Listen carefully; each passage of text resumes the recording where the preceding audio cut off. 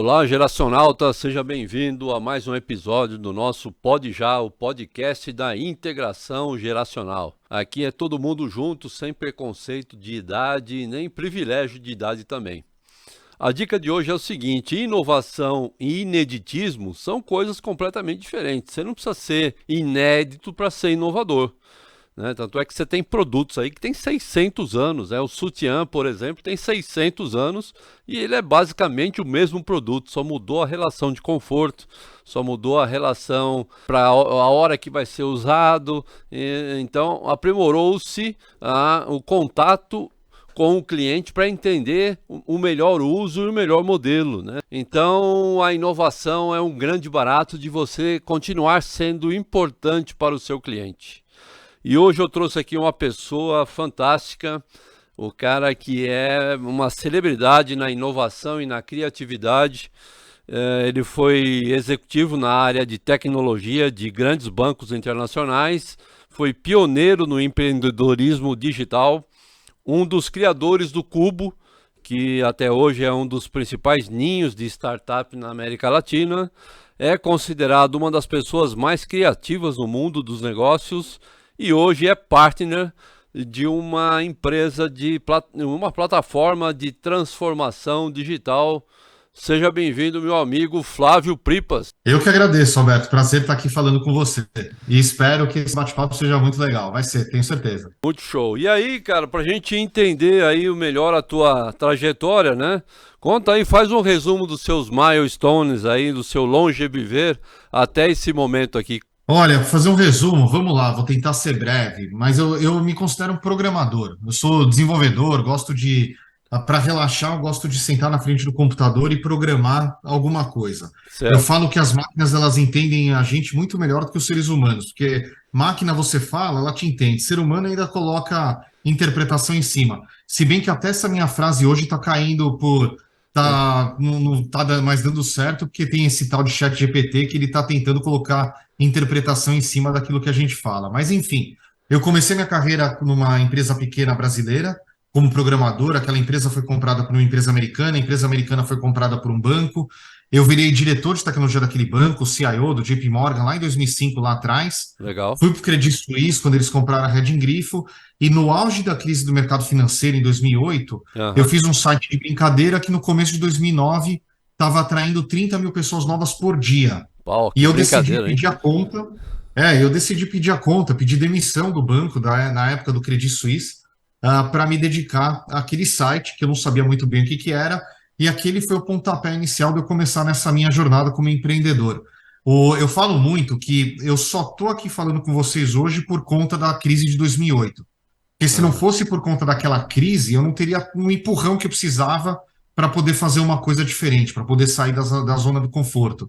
Tanto que eu falo bastante que a gente tem que aproveitar as crises para repensar o que que a gente faz, o que que a gente trabalha, como a gente se relaciona, como que a gente faz as coisas. Que isso que para mim mudou a minha jornada. Para resumir o que aconteceu depois de 2008, eu virei empreendedor. Eu fiz duas startups, eu vendi duas startups, fui convidado para desenhar uma iniciativa com o Banco Itaú chamada Cubo, que muitos de vocês talvez conheçam. Desenhei o Cubo, liderei ao longo de 4 anos, entrei no fundo de Venture Capital, de investimento em startup, ainda sou sócio do fundo. Em 2021, depois da pandemia de 2020, os sócios do fundo, eles se desencontraram visão de longo prazo, cada um foi para um lado, e eu me mudei para os Estados Unidos para ajudar uma empresa que começou no Cubo, no Certo. processo de internacionalização para os Estados Unidos. Então, isso são quase 30 anos de carreira em 2 minutos. Cara, muito show. E esse site que você abriu, só fala um pouquinho dele, porque parece que é um divisor de águas aí, Antes do site e depois do site. O site eu fiz de brincadeira na época para minha esposa. Ela queria abrir uma loja de roupa, era caro. A gente estava em 2008. 2008 não tinha nem o Facebook estava no Brasil ainda. Ah, Não existia nem o Twitter ainda. aham. E estavam começando os blogs.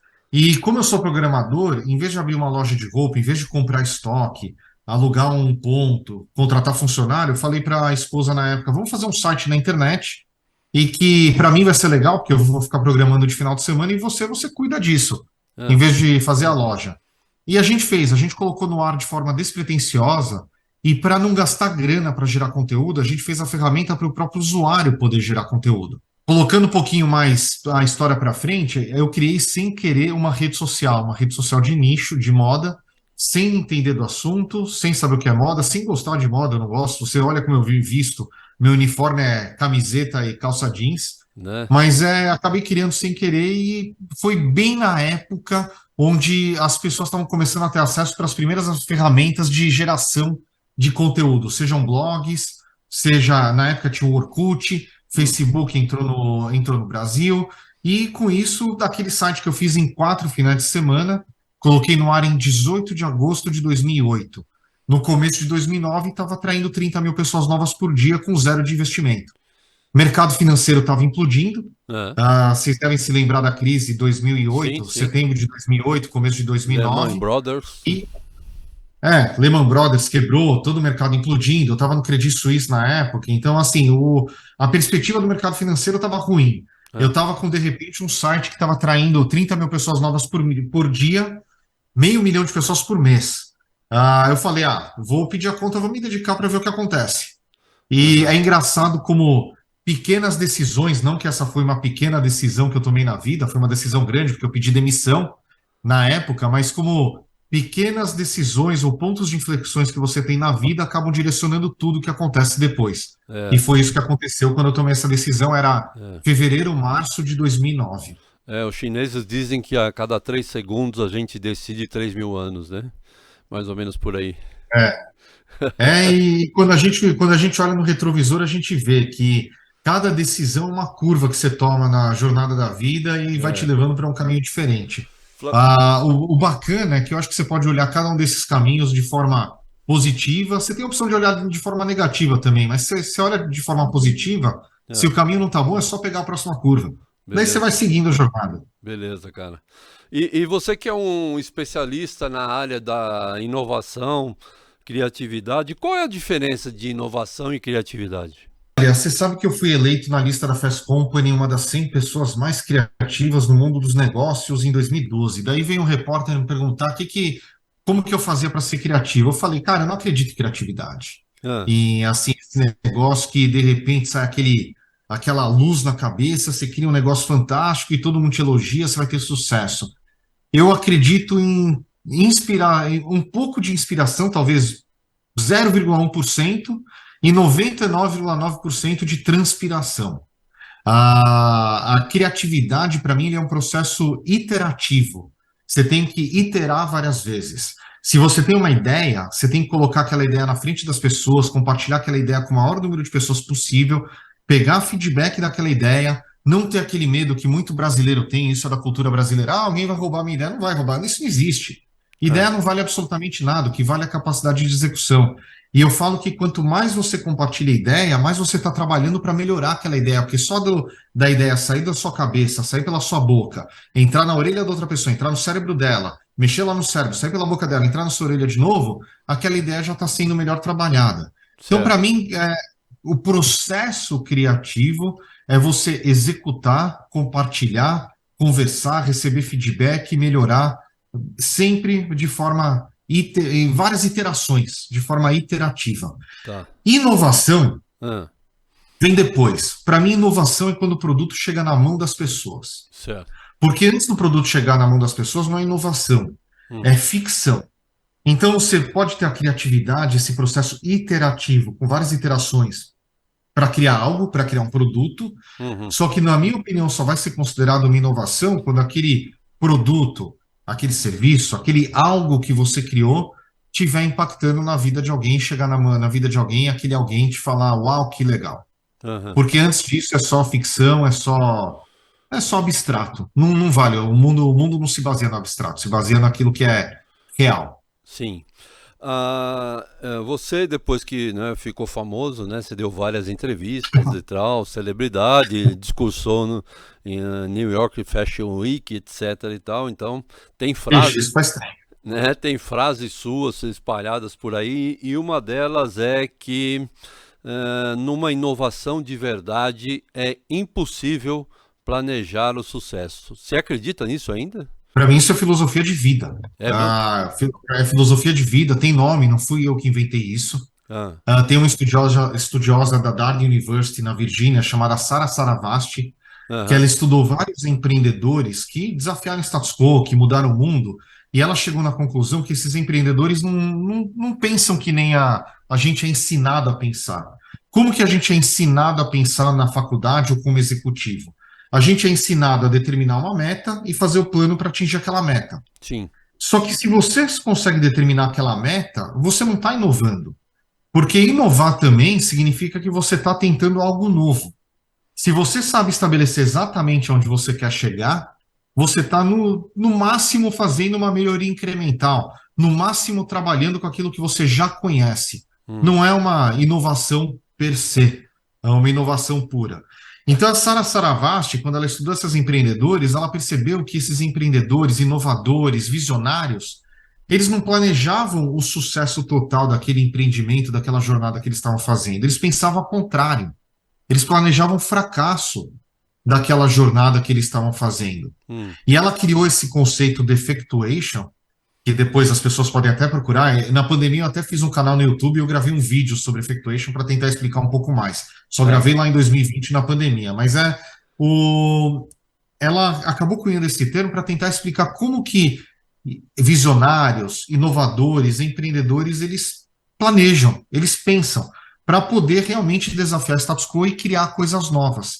E Ah, o primeiro pilar dessa escola de pensamento, que para mim hoje é filosofia de vida, ah, é que a única coisa que você tem controle na vida é o que ela chamou de perda suportável, certo. affordable loss.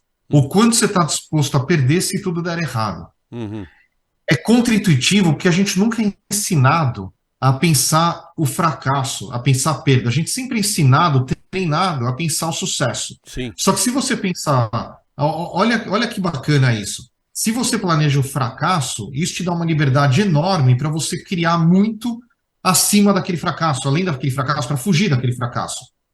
Por outro lado, se você planeja o sucesso, o ser humano, ele é meio preguiçoso. Se você estabelece uma meta, você entregou aquela meta, é capaz de você parar de querer ir para frente depois que você entregou aquela meta, de você limitar qual que é o impacto daquilo que você está fazendo, qual que é o tamanho daquela sua inovação, qual que é o resultado daquilo que você está entregando. Então, Uhum, para mim, é tão poderoso o conceito de effectuation, porque, por um lado, ele, como eu não planejo sucesso, eu não limito até onde eu posso chegar, e como eu planejo fracasso, eu consigo ter, em inglês fala guardrails, né? Eu tenho uma camada que eu me guardo, que se as coisas derem errado, eu consigo ainda ter fôlego para mudar de direção. hum. Isso não significa eu não sei se pode falar termos feios aqui, Pode, Alberto, mas pode. isso significa que é porra louca, porra É, louquice, vou fazer qualquer coisa na minha frente. Não, não é. Você tem que ter uma visão de longo prazo. é, Só que aquela visão de longo prazo, às vezes, ela é muito difícil de ser realizada no curto prazo. Vou dar um exemplo. Putz, eu acho teletransporte muito legal. Acho que teletransporte vai acontecer daqui a 500 anos. Mas eu quero ajudar com a mobilidade das pessoas. Eu acho que isso vai resolver um grande problema da humanidade. O que que eu posso fazer hoje para ajudar a mobilidade das pessoas, as pessoas se locomoverem do ponto A até o ponto B? é, Então, é muito essa filosofia do effectuation. Você tem que ter um norte, você tem que ter um caminho. Você parte do a primeira coisa que você determina é sua perda suportável, quanto você está disposto a perder se tudo der errado. é, Essa perda suportável vai mudando ao longo do tempo, e você, de forma controlada, dentro daquela visão, você estabelece metas de curto prazo, 3 meses. O que que eu vou fazer de hoje até daqui a 3 meses? Deu certo? Expande aquilo lá. Expande aquela hipótese que você está testando. Deu errado? Você muda de direção. Então é essa filosofia e se eu for pensar, desde que eu conheci essa filosofia, eu vivo embaixo dessa filosofia. aham. Mas isso rasga, né, todos os livros de planejamento estratégico, business plan, etc. e tal, né? E você teria exemplos de empresas que são importantes no mercado, nas suas respectivas áreas, que usaram esse tipo de estratégia para crescer? Isso rasgou os livros tradicionais e isso imprimiu novos livros, né? Tem um livro que ficou muito famoso do Eric Rice, que tem o de capa azul e de capa vermelha, que eu recomendo para todo mundo. De capa azul é para empreendedores. Ah, Ele chama Lean Startup, a startup enxuta. E ah, o de capa vermelha é para grandes empresas. Ele chama The Startup Way, que é A Maneira da Startup. Que o Eric Rice, o autor desses livros, ele plagiou, literalmente, eu afirmo isso, eu já falei isso para Ah, ele, inclusive, ah, a teoria da Sara Saravasti, que aham, é a teoria do effectuation, e que fala que você, para resolver qualquer problema grande, você tem que cortar aquele problema grande, ou então para você chegar numa visão muito grande, você vai dar um passo de cada vez, levantando hipótese, testando hipótese, a hipótese funcionando, ampliando aquela hipótese e mudando de direção, se uhum, precisar mudar de direção. Ah, desde que eu entrei no Cubo, eu posso te dar inúmeros exemplos de grandes empresas que usaram isso em algumas áreas. Só que o que acontece? Para mim, a empresa ela tem que ser dividida em duas, no mínimo. Uma empresa que vai cuidar de eficiência operacional, e quando a gente fala de eficiência operacional, a gente fala de processo bem desenhado, a gente fala de documentação bem feita, a gente fala de métricas bem estabelecidas, e um lado da empresa que vai olhar a inovação. E quando a gente fala de inovação, a gente não fala de métricas bem estabelecidas, a certo. gente não fala de processos bem desenhados. Em inovação, a gente fala visão, hipótese, teste de hipótese. Deu certo, continua, não deu certo, para e muda de direção. E eu posso dar exemplos de muitas empresas. Não, é, Exemplos que eu acompanhei muito de perto, no próprio Banco Itaú tem produtos sendo criado é, dessa maneira. E de inúmeras outras grandes empresas, é. que se a gente enumerar aqui, Não, não. acho que Aí, é, da maneira como você colocou agora, tem até o primeiro entrevistado nosso foi o José Salib Neto, né? Lembra dele lá da lógico, HSM e tal? eu gravei um negócio super legal com ele e com o Sandro Magaldi também, sobre inovação. Exatamente. E no livro dele, né, sobre gestão, ele fala do motor um e motor 2, né? Toda empresa tem que ter o motor um e o motor 2. O motor um é aquele motor do que está rolando e do que está acontecendo. O motor 2 é o motor da inovação. Está acompanhando, mas está com uma maneira de ser completamente disruptiva, né? Mas então uma empresa híbrida. Quer dizer, né, esse modelo lá da Sara, pura e simplesmente, tem meio cheiro de aposta, né, cara? É meio que o Mas Warren você tem que Buffett fazer disse apostas. lá, cara, eu não invisto em startups, né? Eu não faço apostas, eu faço investimentos, né? Foi uma expressão em tanto dele, né? O que você acha dessa ideia dele? Não, eu acho o Warren Buffett, eu acho espetacular. Ele mantém uma estratégia vencedora há anos na Berkshire Hathaway, que é vencedora. É, E na posição dele, é linda a estratégia dele. Ele só investe em vencedores já de mercado. certo. Só que os retornos da Berkshire, eles são retornos em dólar incríveis. São retornos de 10, 20% ao ano em dólar ao longo dos últimos 40 anos. Certo. Se você pega retorno de venture capital, que são os investidores que investem em startups, Uhum. os fundos bem-sucedidos de venture capital, a gente está falando não de 10, 40, de 10, 20% ao ano. A gente está falando de retornos de 40, 50, 60, 70% ao ano, talvez até mais. Uhum. Então, assim, tudo depende da equação risco-retorno. Mas é difícil fazer essas apostas e é difícil acertar. E é muito fácil errar e faz parte do processo errar. A única questão é que eu acho que, tanto para as empresas como para as pessoas, a gente não tem mais opção hoje em dia. Uhum. Isso a natureza provou para a gente. Certo. Quando começou a pandemia, em março de 2020, a natureza provou para a gente que as Uhum. pessoas elas tinham que se adaptar a novas realidades muito rápido. Eu Certo. lembro que em 2017, 2018, eu fui convidado para dar uma palestra no evento que era só de diretores, donos de escola. Hum. Era um evento de educação só para gestores de escolas. Hum. E eu falei em 2017, foi a primeira vez que eu dei a palestra lá, eu gosto de contar a história da Netflix. Eu falei o seguinte: olha, senhores gestores de escolas, se a Netflix está mudando o modelo mental da humanidade.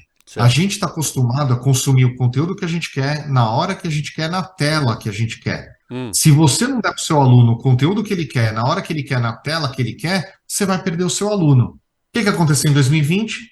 Uhum. As escolas não estavam preparadas Uhum. para dar o conteúdo que o aluno quer, na hora que o aluno quer, na tela que o aluno quer, depois que todo mundo ficou trancado em casa. O Então, assim, o mundo mudou em 2020, todo mundo se adaptou, todo mundo viu que precisava se adaptar mais rápido. O que aconteceu em janeiro de 2023, Certo, agora? certo. Eu acho que a gente está vivendo um outro ponto de inflexão da humanidade Ah, com o uso amplo dessas novas ferramentas de inteligência artificial generativa. certo. Porque elas praticamente acabaram virando assistentes, co-pilot, como o pessoal está chamando, para grande parte das suas tarefas do dia a dia. Aham, Então, assim, aham, não tem opção. aham, Grandes empresas, médias empresas, pequenas empresas têm que experimentar o que dá certo. Amplia o uhum, que não dá certo, joga fora. aham, Pessoas têm que experimentar certo. o que dá certo. Amplia o que não dá certo, joga fora. É, É a filosofia do Fluctuation. é. Para você que é praticamente pioneiro na questão no Brasil, me perdoe se eu estiver errado, mas eu imagino que quando uma pessoa pensa numa startup, ela olha para um ecossistema que não vai indo bem, e aí naquele ecossistema que não vai bem, ele com a alavancagem tecnológica, ele consegue fazer esse ecossistema atender de maneira melhor todos aqueles que participam desse ecossistema e assim de uma maneira mais produtiva, de uma maneira completamente inovadora, disruptiva. E o exemplo mais clássico disso é o Uber, né? Que o cara inventou uma mobilidade num ecossistema que estava sendo assim maltratado, o cliente estava sendo maltratado, as opções que ele tinha eram pequenas, etc. E veio e houve uma grande disrupção, né? Isso faz sentido ou não? Olha, faz sentido. Deixa eu compartilhar minha definição do que é uma startup. Hum. Uma startup, a definição clássica é de um livro muito chato que eu não recomendo, é do É, Steve Blank, chama The Four Steps to the Epiphany. Eu não sei nem traduzir esse título, ele é chato. é, E ele fala que uma startup é uma organização temporária em busca de um modelo de negócio repetível e escalável. Eu acho certo. essa definição burocrática, chata, eu tenho a minha definição, Hum, que inclusive está pendurada na parede do Cubo para quem for visitar lá. tá. Uma startup ela é uma empresa real É? que resolve um problema do mundo real através de uma solução com potencial de escala. Aham. Deixa eu cortar essa definição.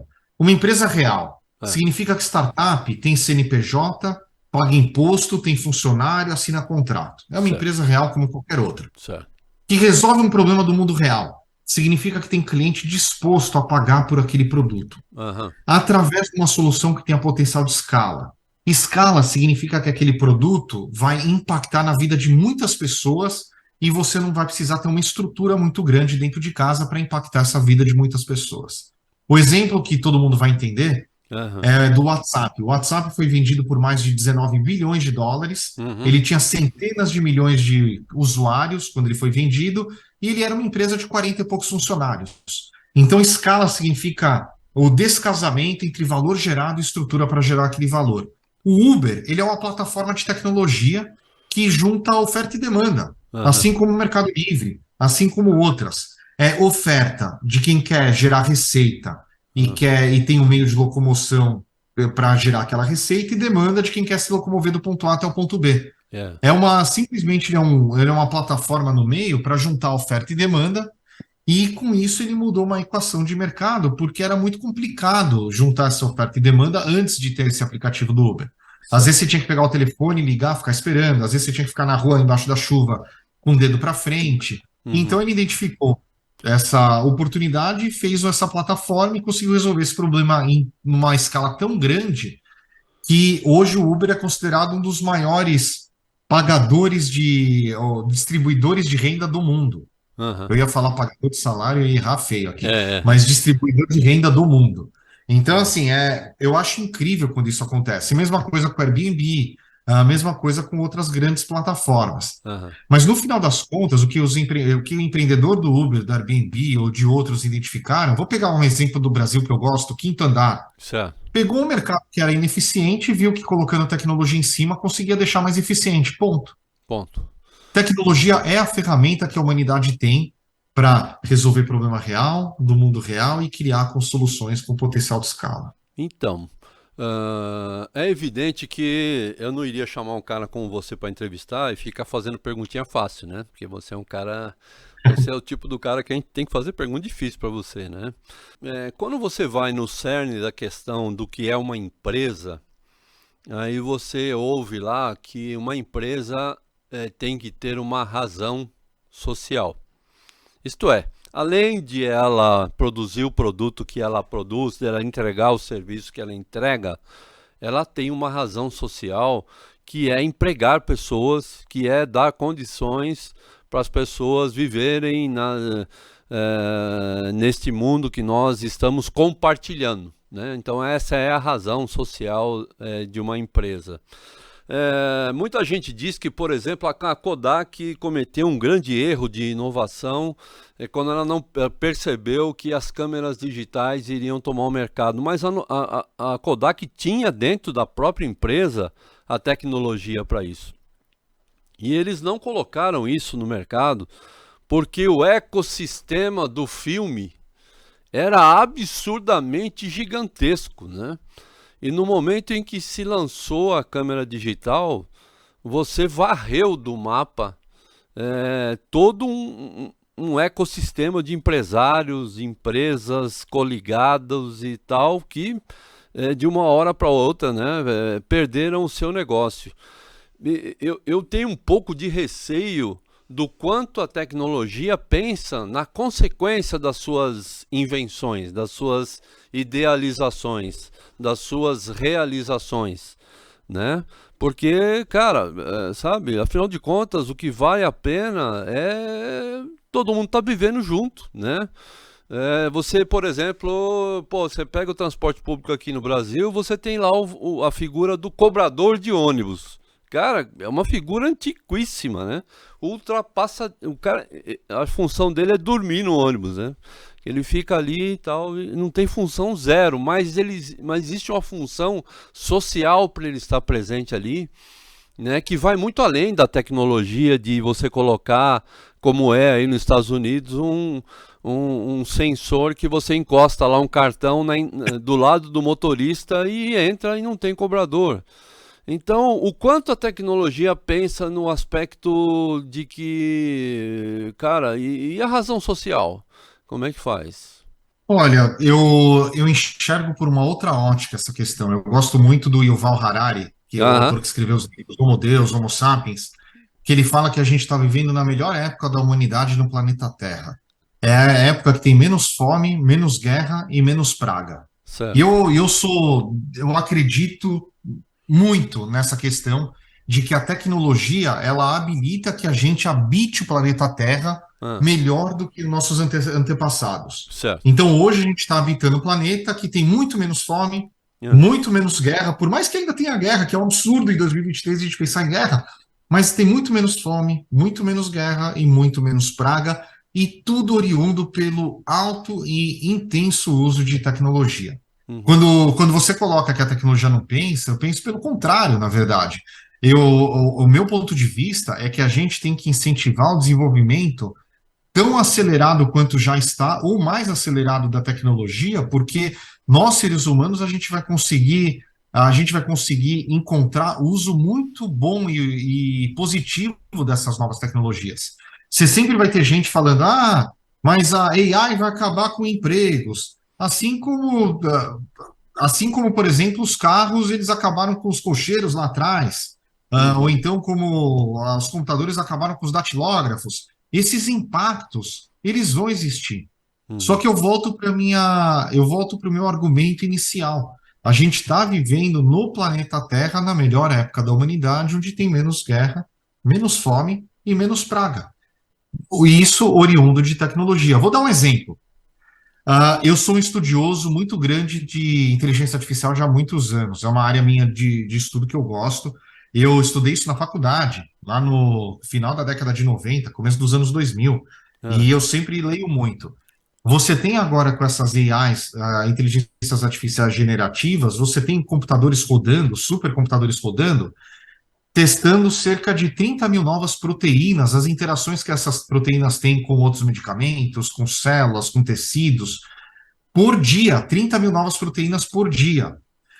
Antes dessa AI, esse tipo de estudo ia levar séculos para ser feito.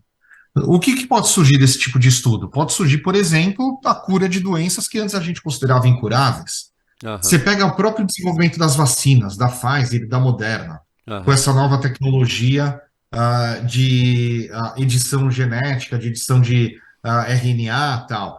Isso foi baseado numa pesquisa de 2012 de uma estudiosa que ganhou até o prêmio Nobel, chamada Jennifer Doudna, que é uma pesquisa de edição genética da molécula, são duas proteínas, CRISPR-Cas9, mas não entra no mérito aqui, certo. mas ela só conseguiu fazer essa pesquisa porque há 10 anos antes dela, Uhum. alguém gastou 1 bilhão de dólares para fazer o primeiro mapeamento genético do genoma humano usando os computadores que tinham à época. É, Então, assim, eu sempre enxergo dessa maneira. aham. A tecnologia ela vai permitir que a gente vai viver a nossa melhor época nessa nossa nave, que é o planeta Terra. Impactos localizados vão existir? Impactos localizados vão existir. Aham. Pessoas vão ser afetadas? Pessoas vão ser afetadas.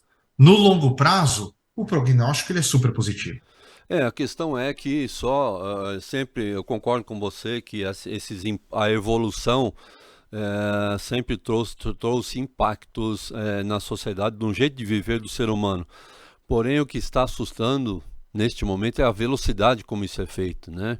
Não dá tempo de você consertar uma coisa para outra entrar no lugar, né? Até o Kotler, quando escreveu o primeiro livro pós marketing digital, termo que eu não concordo, não acredito que exista marketing digital, eu acredito que o digital é um canal de comunicação do marketing. Marketing é Uhum. estratégia, né? Então, mas de qualquer forma, ele ficou assustado, ele falou, olha, o que me assusta não é o acesso que a tecnologia deu e a oportunidade que a tecnologia dá de você criar e destruir marcas, né? A questão é a velocidade como isso está acontecendo. Essa é a questão. Então, e hoje a gente já pode observar, e eu queria ver a tua opinião sobre isso, o canal digital é um canal digital que está, na minha opinião, como analista de estratégia de mercado, etc., perdendo credibilidade a olhos vistos, né? Então, cara, você faz uma pesquisa no Google, não vem o que você quer, vem o que é patrocinado. É muito difícil de você fazer uma pesquisa no Google hoje que seja produtiva. Você vai ver uma notícia, é muito difícil você conseguir ler a notícia sem você ser praticamente trucidado por milhões de propagandas que entram ali de tudo quanto é lado e com pegadinha, o X lá que você, para fechar, não é mais X, o X está do lado esquerdo, então quando você clica no X, sai fora, né? As fake news, né, no YouTube, né, o cara coloca lá Neymar tá saindo do PSG, você entra lá para ver, não tem nada a ver aquela informação. Então a velocidade como a internet está perdendo credibilidade como canal de comunicação é assim assustadora, né? E talvez isso sirva como tubo de ensaio para a gente não permitir que a tecnologia, que pode ser tão promissora como você diz, tenha o mesmo caminho, por causa da velocidade. Né? Então vamos com calma. Né? Como é que você vê essa questão do canal digital de comunicação e a credibilidade que para mim está indo por terra? Entendeu? Hoje eu compro curtida, eu compro inscrito, eu compro. Então estou criando um mercado falso, né? Como é que você vê essa questão do canal de comunicação digital e toda essa utilização meio que fake desses números? Porque, cara, era o grande barato do marketing, da comunicação digital. Porque, pô, você colocava um outdoor lá, passava 200 milhões de pessoas. Quantos viram? Não tem medidor. E o marketing digital chegou, não, nós sabemos quem está vendo a sua comunicação. Nós podemos direcionar exatamente para o teu público.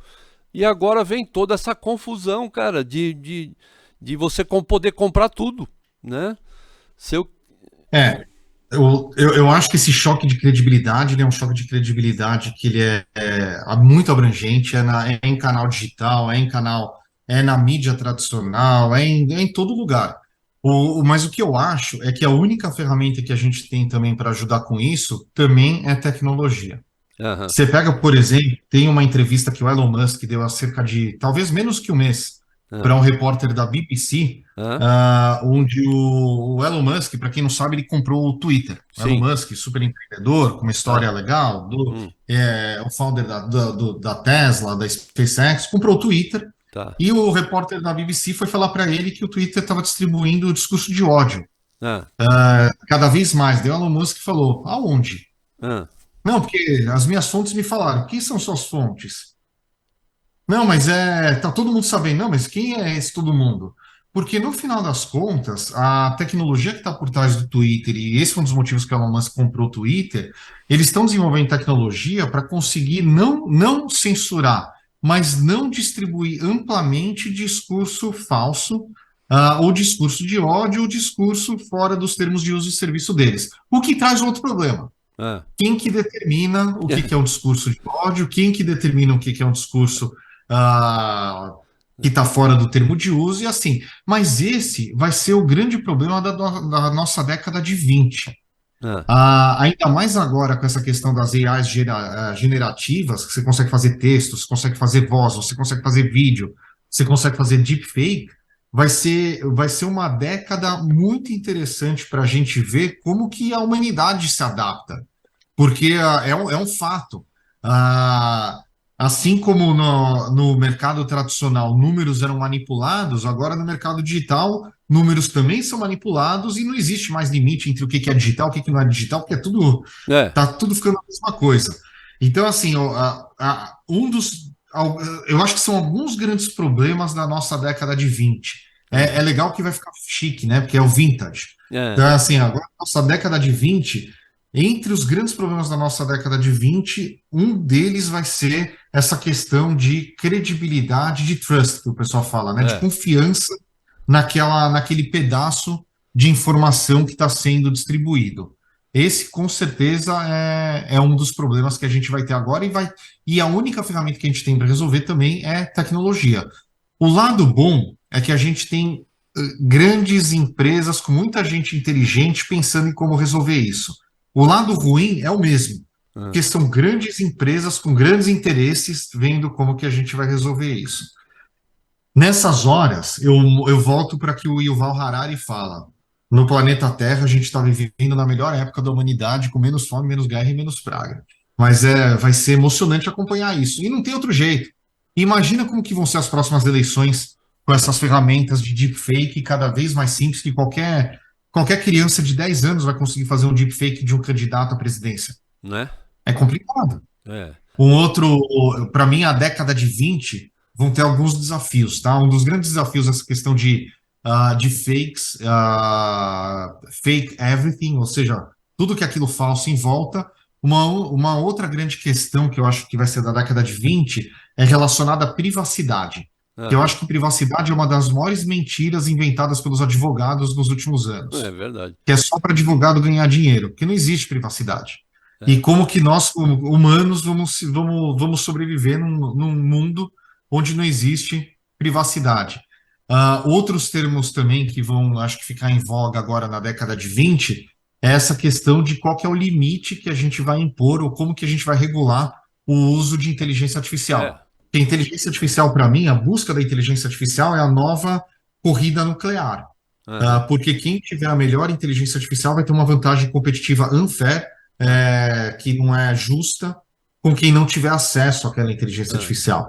Então, são três grandes temas que vão é. ser muito interessantes acompanhar agora na nossa década de 20. Você que estuda esse assunto desde da década de 90, né, mais de 30 anos, e acompanhou a evolução disso, você acha que a inteligência artificial vai chegar a ponto de ser disruptiva, inovadora e criativa? Eu acho que já é. Já é. Já é disruptiva, já é inovadora, já é criativa. Eu Não, vou dar um eu digo exemplo. assim, por si só, sem ter a mão humana. ela ter esta competência. Eu acho que já é. Já é. Eu tava fazendo um teste 2 semanas atrás com um negócio que chama AutoGPT. Eu vou abrir um parênteses aqui. Todo mundo ouviu falar do ChatGPT. Sim, Esse AutoGPT é um open source que você baixa no seu computador, se você tem que ser programador para saber configurar ele, e que você dá uma tarefa para o AutoGPT realizar. E o que ele faz? Ele toma conta do seu computador e ele mesmo gera os prompts para ele mesmo para executar aquela tarefa. O certo. exemplo que o pessoal divulgou aí algum tempo atrás, sei lá, umas 2 ou 3 semanas atrás, eu quero fazer uma viagem para a Itália com minha família, quero ficar em hotéis que custam de 100 a US$ 200 por dia, quero visitar os principais pontos turísticos em 5 dias de viagem e quero que todas as reservas de hotel sejam feitas. Deu 1 hora, estava tudo pronto. Então, assim, e o roteiro, incrível. A gente está chegando no nível que, para tarefas específicas, a inteligência artificial ela já é uma ferramenta que todo mundo deveria usar, assim como usa uma calculadora. Se Aham. você usa uma calculadora, se usa uma planilha para fazer conta, se você não está usando essas novas AIs, você já está para trás. Eu Aham. afirmo isso, porque já está para trás. Minha recomendação para quem ficou assustado com o que eu falei, Ah, todo dia entra no bard.google.com, que é de graça, e pergunta alguma coisa para inteligência artificial de qualquer coisa que você quiser, ou no do OpenAI, que é de graça também, você não precisa pagar. Só para você fazer uma pergunta, só para ver como que funciona, que eu acho que é importante. aham. Então, assim, ela já está no nível para tarefas específicas que está muito avançado. A grande questão quando a gente vai começar a passar, quando a gente vai ganhar confiança e começar a passar mais tarefas para essas caixas pretas. E como que É, essas caixas pretas vão se comportar, que ninguém sabe direito. Então é. é por isso que eu falei, eu sou oriundo de uma crise lá de 2008, crise do mercado financeiro, por isso que eu virei empreendedor. A Hum. gente teve uma crise sanitária global agora no começo de 2020, que também mudou o mundo bastante. E janeiro de 2023 foi um ponto de inflexão na humanidade, onde a gente está tendo acesso amplo a ferramentas que vão mudar a nossa relação de trabalho, vão mudar a nossa relação com as pessoas, vão mudar a nossa relação com a tecnologia. A gente tem que entender como que isso vai ser. Mudar para o Não bem, é da noite para o dia. A gente tem que participar e ver como que vai ser. mudar para melhor, você acredita? Eu sempre vou acreditar que vai mudar para melhor, porque eu acho que É, depende da gente. É é, aquela música lá, depende de nós. Então, assim, eu é. sempre vou acreditar que vai mudar para melhor. Porque Aham, se não estiver mudando para melhor, vai ter gente lutando para que seja para melhor. aham, legal. Agora, Agora, se a gente tivesse sentado numa mesa com cerveja, eu podia fazer um discurso sobre fim do mundo também. Também não, é legal, divertido de legal. falar disso. Vamos ter que dar um jeito nisso, né? De arrumar. Quando você vier para cá, É, quando eu for para aí, vamos sentar, porque falar de fim de mundo é, é. fechado. Flavião, olhando para as startups no Brasil, se a gente pegar lá os quatro estágios clássicos das startups, lá, ideação, operação, tração e escala, como é que estão as startups no Brasil? A gente tem empreendedores muito mais experientes fazendo suas empresas hoje em dia. É diferente você abrir uma startup no Brasil agora em 2023 do que em 2010, Aham, porque o mercado ele entende o que é uma startup. Você certo, já tem empreendedores que não estão fazendo a primeira empresa, estão fazendo a segunda, a terceira empresa. certo. Você tem empreendedores que venderam as suas empresas e estão fazendo uma segunda. Você tem funcionários que participaram de uma jornada completa numa primeira empresa e estão já abrindo novas empresas. Então a gente está num momento super positivo. Uma startup, no final das contas, o empreendedor de uma startup é alguém muito experiente que identifica um problema para ser solucionado, e a vantagem é que sempre vai existir problema para ser solucionado. Uhum, E a vantagem também é que sempre vai ter empreendedor com a energia suficiente para resolver aquele problema. Então é uma equação que ela vai funcionar enquanto a gente tiver liberdade e acesso a certo. ferramentas. Certo, mas a gente não dá para fugir assim de estatísticas de resultado e tal. Você diria que porque passar da atração para escala é que é a grande remada, né? que é onde você consegue então escalar e fazer essa startup realmente atingir o seu objetivo. O percentual de startups no Brasil que conseguem passar da tração para a escala está num nível legal em relação ao mundo? Você percebe isso é viável? É medido? Como é que você vê isso? Isso é medido. Aham. O último número que eu vi já tem um tempo, ele é de 2021, mas é um número que se mantém constante ao longo dos últimos anos, que fala que 96% das startups elas morrem, É, no mundo inteiro. No Brasil era igual também. E eu acho que é saudável. É o processo. Você está inovando, se você está fazendo algo novo, a chance de dar errado é muito grande, a chance de dar certo é pequena, e quem dá certo muda a dinâmica de mercado. Eu usei o exemplo do quinto andar lá atrás. Você pega o quinto andar, ele está mudando a dinâmica de mercado. Vou certo. dar um outro exemplo para uma startup que eu investi, a House. A House, ela está criando uma marca de moradia. As Aham, pessoas querem morar no House. Ela aham, está mudando a dinâmica de mercado. Vou pegar um outro exemplo de uma startup que eu investi também, Condoconto, um banco para condomínios. aham, Ele está entregando um produto que os bancos, os bancões, eles nunca tinham olhado com critério. Então, eles estão crescendo de forma exponencial. Sempre quando o empreendedor ele enxerga uma lacuna, o empreendedor vai preencher aquela lacuna. aham. Agora, eu estou falando do copo meio cheio. Deixa eu falar um pouco do copo meio vazio. É, Até no Brasil, teve uma onda de IPOs de startups que o modelo de negócio não parava em pé. Ou é, então teve uma onda de funding, de fazer financiamento de né, algumas startups, o modelo de negócio não parava em pé também. né? E esse é um processo de depuração de mercado que vai acontecer, e é ok acontecer. E está acontecendo agora. Entendi. Mas assim, a gente percebe, por exemplo, que startups que, porra, já estão escalando há algum tempo, como vamos pegar o exemplo do Uber, vai. O Uber está passando aqui no Brasil por um momento muito difícil, né? Porque além de você ter a entrada de novos concorrentes, né?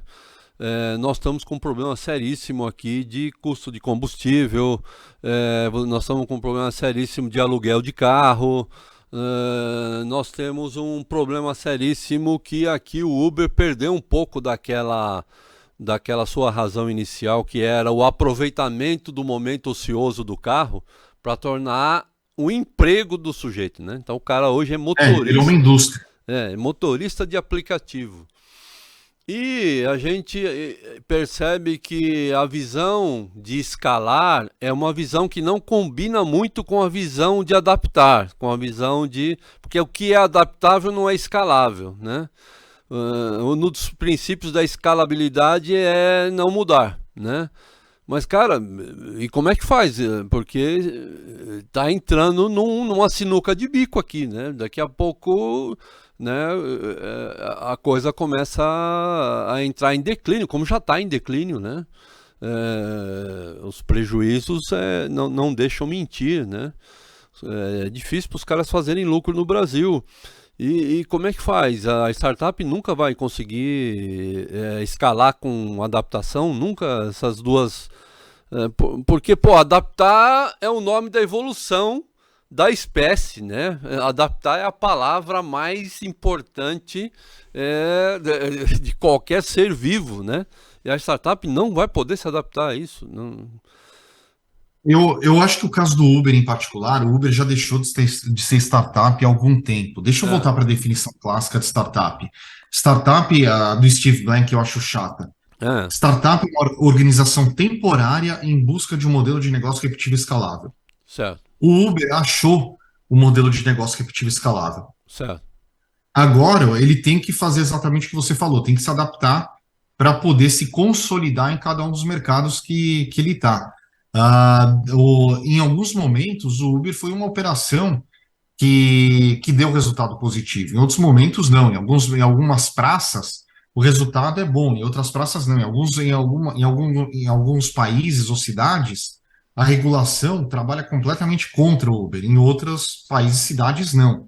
É, Então, é uma organização que ela já está em outro estágio, enquanto organização. Mas uma coisa que a gente não pode negar é o quanto que o Uber mudou o comportamento da sociedade global. Sem dúvida. Ah, eu não me vejo mais parando na rua, levantando o dedo para um carro parar. É. É. Assim, é difícil em grandes cidades alguém se ver fazendo isso. Seja o Uber, seja um concorrente, a gente vai funcionar dessa maneira agora e daqui para frente. Aham. Não, o que mais me impressionou foi o banco digital.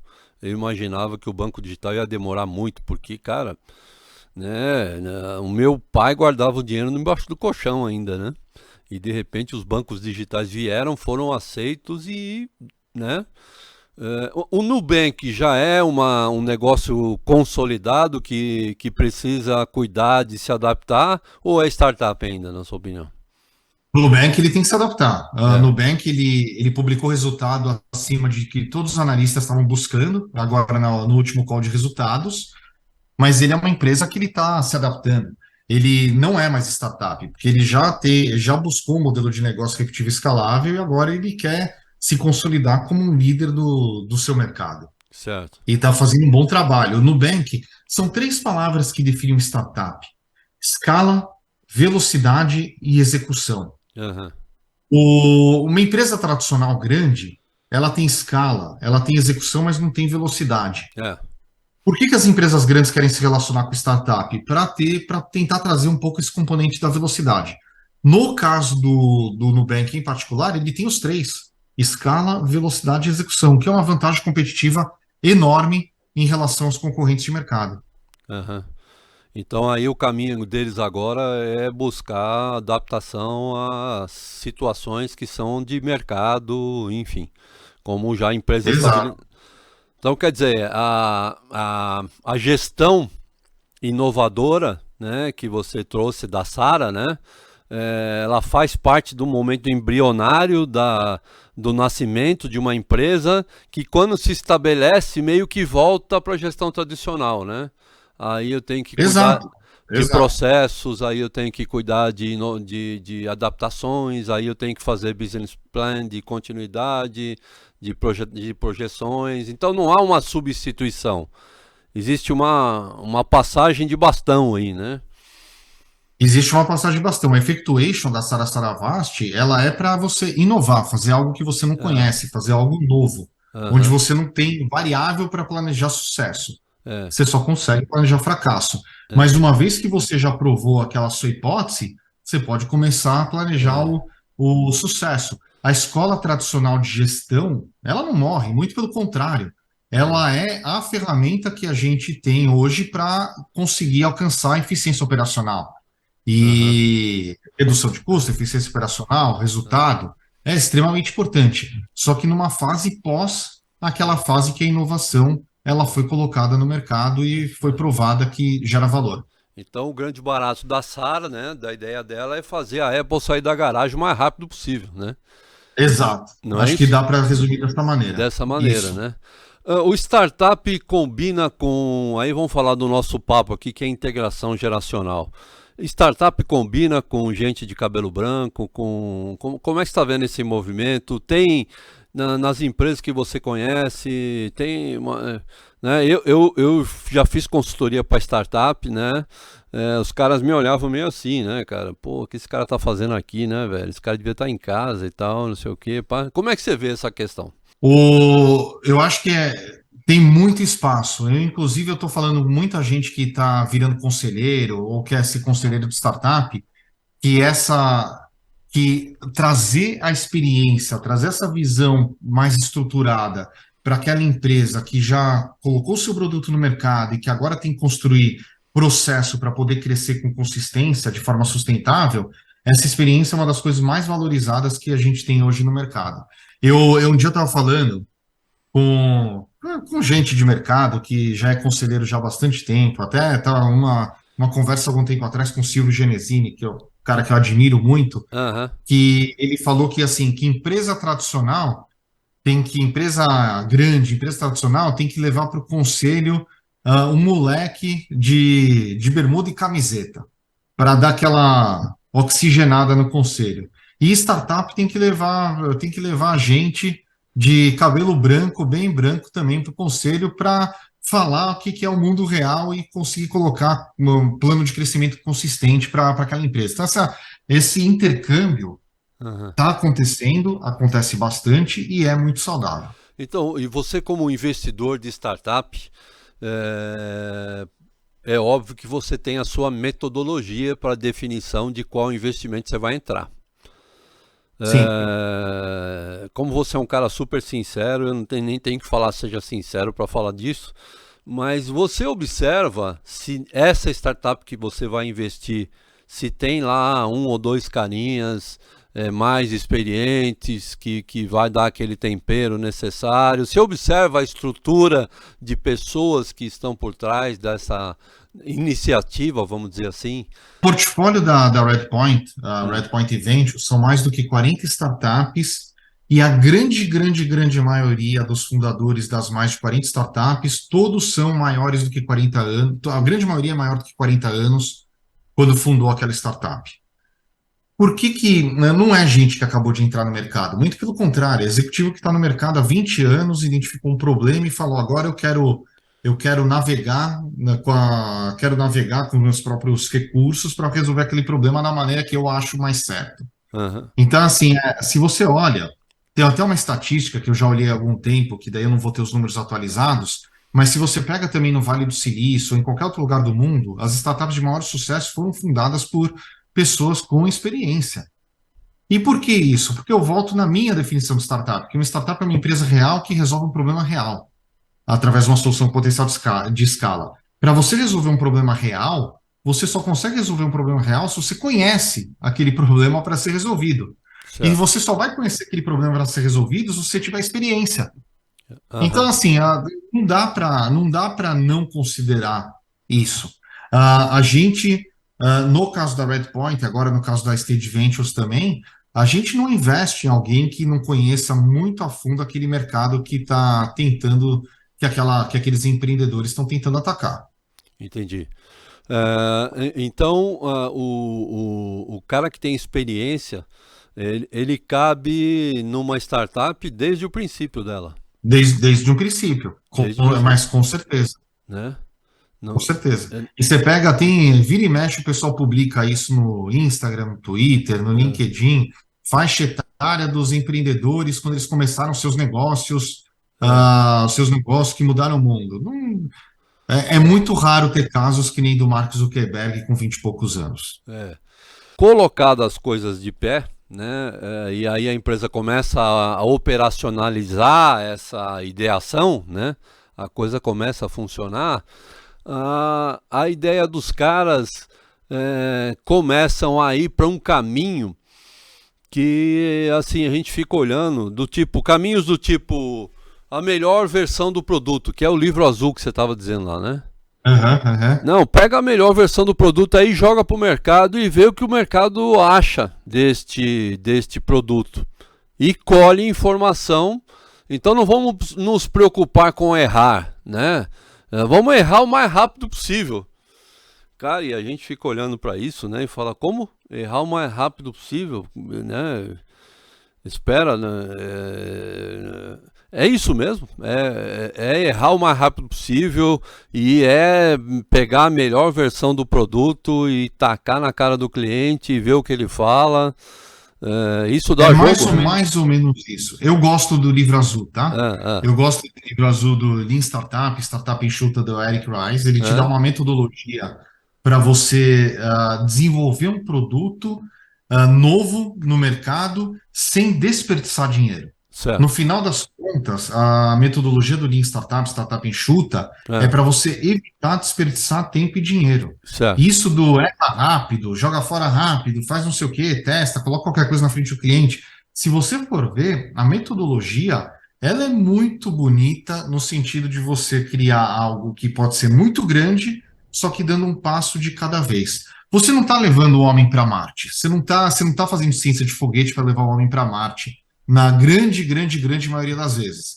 Então você pode errar um pouco aqui, errar um pouco ali, melhorar aqui, conversar com o cliente que é mais próximo seu para ele te dar um feedback mais sincero, mais direto, melhorar um pouco do outro lado, daí falar com outro cliente, controlar o risco no mercado menor, antes de entrar no mercado maior. É isso que fala a metodologia do Lean Startup, e eu gosto dessa metodologia. Então, assim, respondendo essa pergunta, é isso sim, É, só que com cuidado.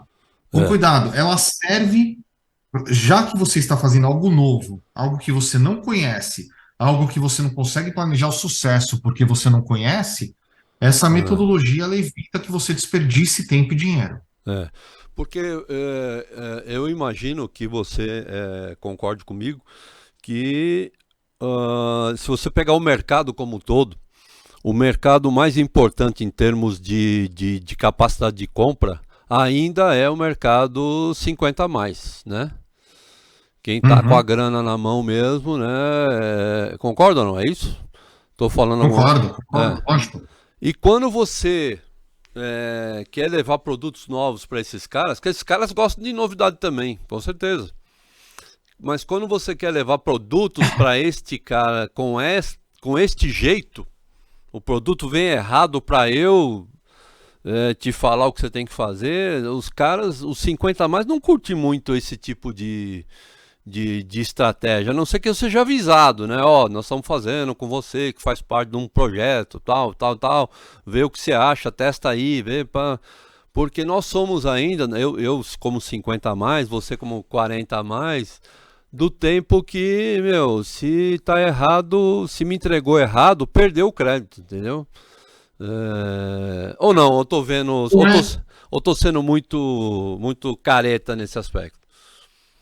não acho que está sendo careta, mas é que o conceito ele é um pouco diferente. Não é entregar um negócio que está errado, Ah, que está ruim. É um negócio que o escopo ele está limitado. pronto. Às vezes deixa eu usar um exemplo aqui. Às vezes você quer desenvolver um carro novo.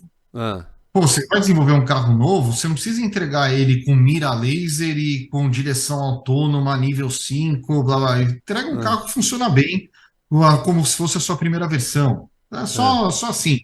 Tem que ser, na metodologia lá do livro azul, ah, em startup, ele fala que o produto ele tem que ser um produto bom, que entendi. funciona do início até o fim, Ah, só que o escopo é limitado, e se aquele escopo funciona, você amplia aquele escopo e vai ampliando ele ao longo do tempo. Mas indo no seu comentário, eu acho que o que está faltando é mais empreendedores, talvez, de 50 a mais, para criar produtos para 50 a mais. é, Porque aquilo que eu falei, a partir do momento que você vivencia um problema, você conhece aquele problema para achar uma solução que vai resolver aquele é, problema. é, Então é isso que talvez a gente precise que vai resolver isso.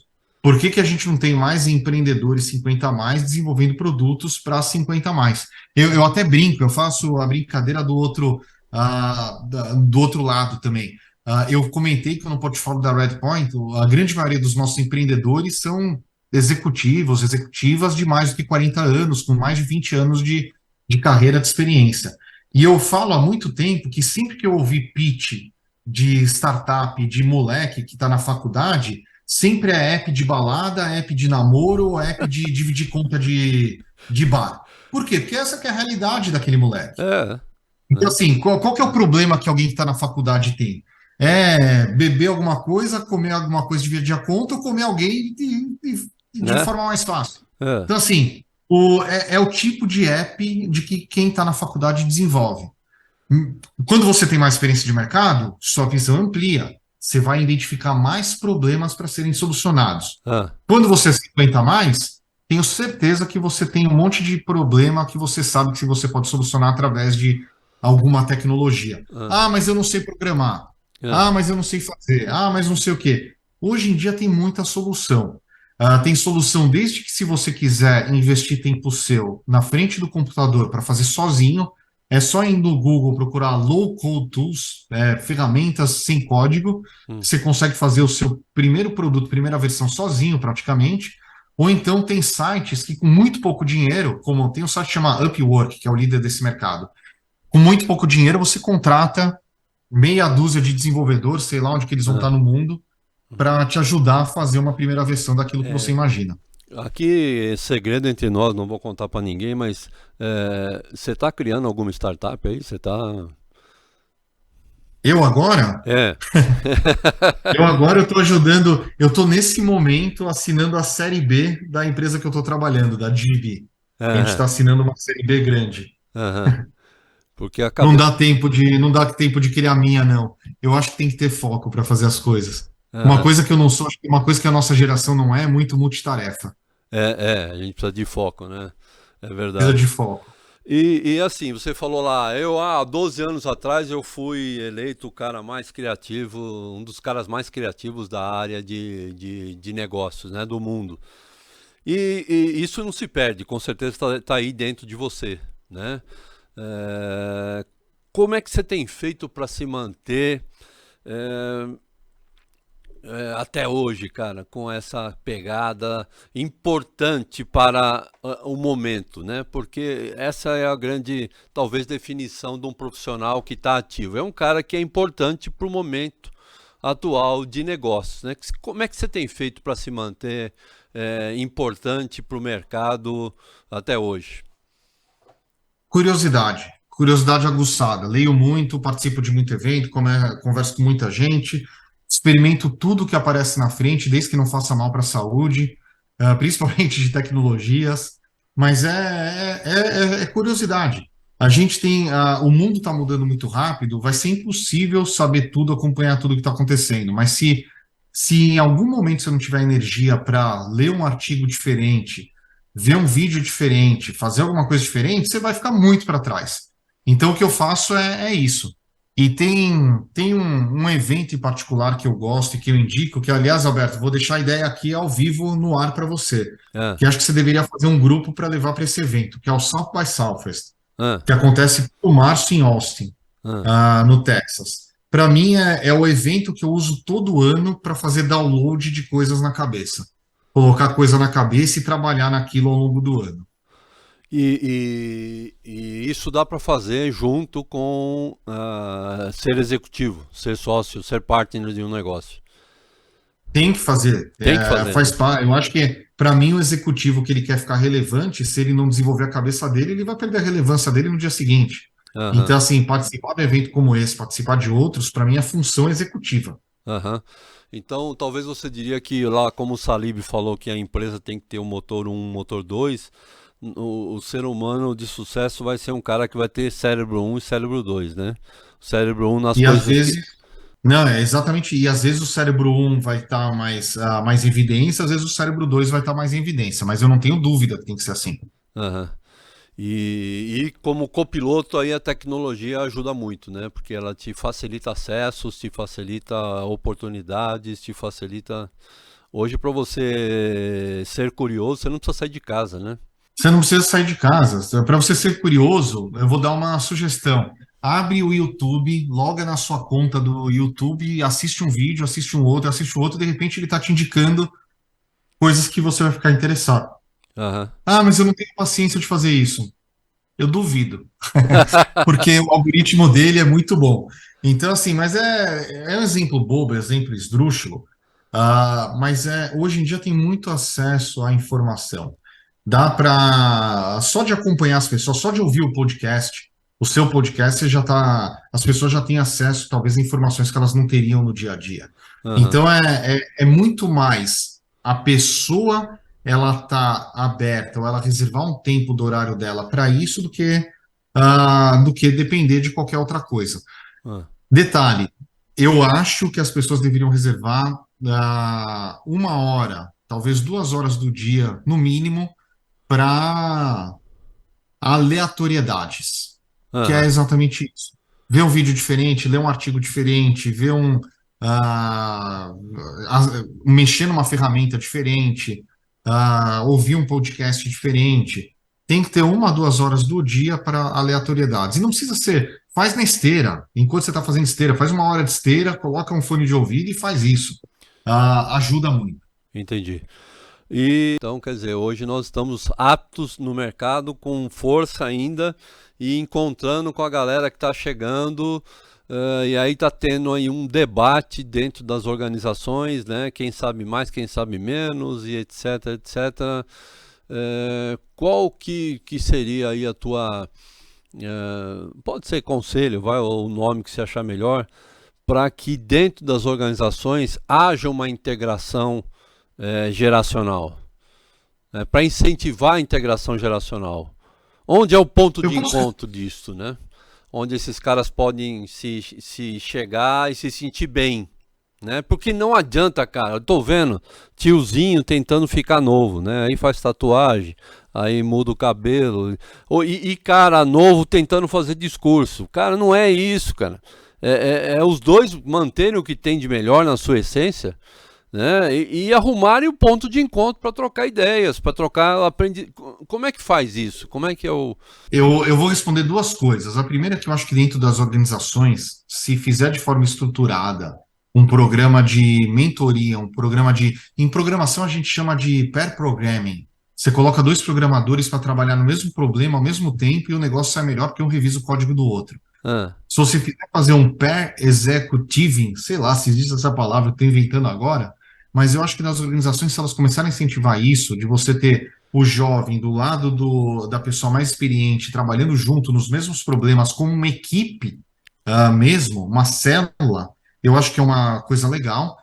E por outro lado, eu queria passar uma dica, eu vou me atrever a passar uma dica aqui para todo mundo que escuta seu podcast, ah, Alberto, que eu acho que é legal.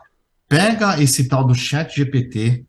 Se quiser pagar os US$ 20 por mês, paga. Se não quiser pagar, não paga.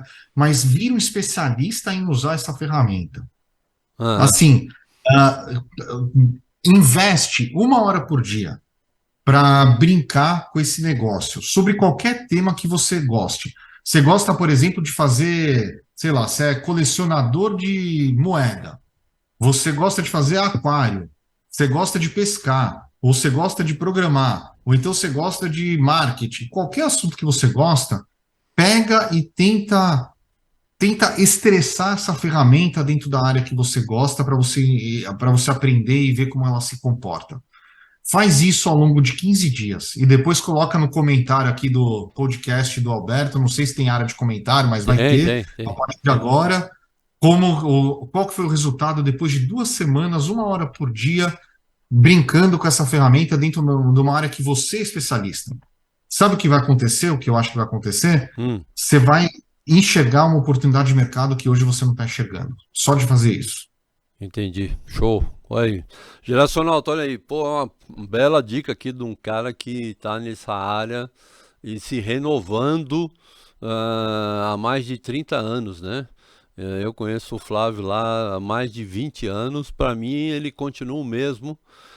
Porque, cara, o jeito de ser dele continua motivado pelas mesmas questões, né? Da curiosidade, da criatividade, do não conformismo com o status quo, do jeito que as coisas são, né? Então, a hora que ele fala assim para você, olha, vai lá no chat GPT e conversa com ele sobre o que você é bom, ele está falando para você se questionar, né? Para você se provocar, para você de repente ativar novos neurônios que você nem sabia que tinha, não é isso, Flávio? E você vai estar ativando neurônios artificiais junto com você, que no final das contas a gente chama esse negócio de inteligência artificial, esse nome é errado. Não é inteligência artificial, é inteligência aumentada. Não é artificial intelligence, é augmented intelligence. E essa ferramenta tem que trabalhar para a gente. E a gente tem que aprender a trabalhar com elas, porque elas são muito poderosas. Então, assim, essa dica é uma dica de ouro. Eu tenho certeza que se alguém que está escutando aqui seguir essa dica, vai mudar a vida dessa pessoa em 2 semanas. Certo. Bom, eu sou fã de Harari também, você também é. E o Harari, pô, ele fala de um homem cibernéticos, né? No lugar do Homo sapiens, a próxima fase vai ser o Homo cibernéticos, né? Você crê Sim. nesse plug do ser humano com a máquina num nível tão assim, vamos dizer, celular, tão íntimo? Sim, eu acho que vai ser mais rápido do que a gente imagina, mas esse a gente vai ter que marcar outro podcast só para falar desse assunto. É Que mesmo? ele vai longe. A integração homem-máquina, para mim, ela é inevitável. Inevitável. Por, Inevitável. porque, Ela já está acontecendo e ela é inevitável, é, mas é.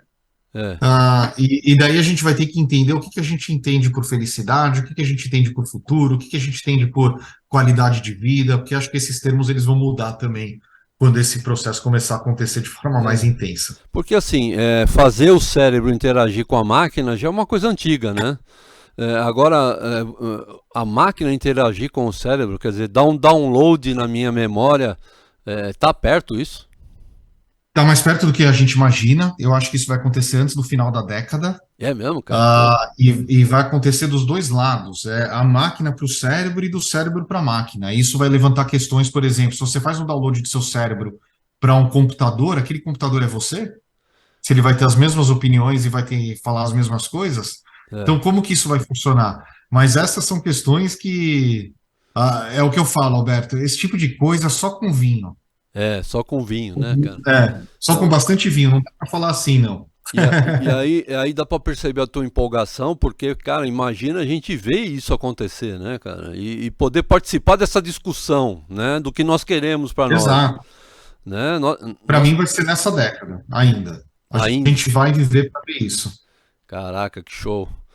Aí, não, pô, aí é fácil, fácil, sei lá como é que vai ser, né? Esse encontro do ser humano com ele mesmo é uma coisa que os caras vêm tentando desde da filosofia grega, né? Desde 600 antes de Cristo, né? E talvez seja a tecnologia que vai dar essa oportunidade, porque Mas é o encontro do ser humano com um outro eu mesmo, que é um outro que foi ampliado através da tecnologia. Então, o limite dessa ampliação, que é a discussão uma das discussões mais interessantes filosóficas que a gente vai ter que ter agora.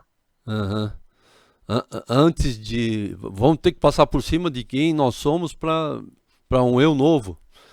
Quem nós somos, vai ter que passar pelo o que nós somos e É. para que nós somos. Porque essa é uma questão que a filosofia ainda, né, precisamos de vinho mesmo, não conseguiu resolver, né? Quem nós somos, por que que nós estamos É, aqui, etc e tal. Vai atropelar isso e vai entrar num ser já com como é que você falou, com um eu aumentado, é é isso? um eu aumentado. É Um um eu eu, aumentado. Por isso que eu falo, é inevitável. E isso já está acontecendo. Todo mundo tem um negócio desse no bolso, um celular no bolso. Então, assim, isso já está acontecendo, é uma extensão de você mesmo. é. Você tem medo disso, não? Eu vou voltar para minha visão sempre otimista do negócio. A gente está vivendo no planeta Terra na época que tem menos fome, menos guerra e menos praga. Legal, Então, legal. assim, não dá para ter medo. Vamos curtir, vamos para frente. E a única questão é que acho que a gente tem uma decisão aqui. Ou Ah, a gente é passivo ou é ativo nessa transformação. Ou a certo. gente deixa a transformação vir ou a gente participa dela. E como que a gente pode participar dessa transformação? É estudando, participando, conversando, testando, que é a dica que eu dei para os ouvintes. É. Pegar o chat GPT e conversar 15 dias com ele. Porque eu tenho a impressão de que quem não fizer isso vai ter que voltar para as cavernas, cara, porque não vai ter mais jeito, né? Eu não tenho impressão, eu tenho certeza. Certeza, porque não tem É, mais conexão, você perde completamente um dos grandes problemas da interação geracional é a velocidade como as novas gerações desenvolveram seus próprios conceitos, né? Que não bate mais com o conceito das gerações mais velhas, né? Você imagina isso potencializado, né? Cara, exato. você não consegue reconhecer uma pessoa que não está neste nível de desenvolvimento, vamos dizer assim, né? Vai ser um marco fantástico na vida humana, né? Já está sendo, e olha que legal, que privilégio a gente poder participar de tudo isso. Beleza, Flavião. Ô, cara, eu queria te agradecer muito por você disponibilizar o seu tempo para bater um papo com a gente aqui. Você é daqueles caras que simplificam o que é difícil e tá aí a questão da genialidade, né? Porque cara que complica tem um monte aí, né? Agora, gente que simplifica e abre a oportunidade de outros entenderem que é a grande sacada. E você é esse tipo de cara, então muito obrigado por essa oportunidade que você nos deu. É muito bom te ver com o seu visual Steve Jobs, né? Fantástico. Aí, o mesmo Flavião de sempre. Cara, com as histórias que você já construiu na tua carreira e você com a simplicidade que você está se mostrando aí, para um nível de desenvolvimento de ser humano top, né? Então, diria que é um grande prazer ser seu amigo, cara. Não, um grande prazer. Muito obrigado e estou sempre à disposição. É, Todo, você se me encontra sempre, todo o pessoal que está ouvindo também consegue me encontrar em tudo quanto é lugar para trocar ideia e vamos que vamos. Acho que o mundo que a gente está vivendo hoje em dia ele é lindo, cheio de oportunidade e beleza. basta a gente querer abraçar essas oportunidades. Valeu, Maravilha. obrigado. Grande abraço, tudo de bom para você, felicidades. Geracional, tá? Um grande abraço, até o próximo episódio.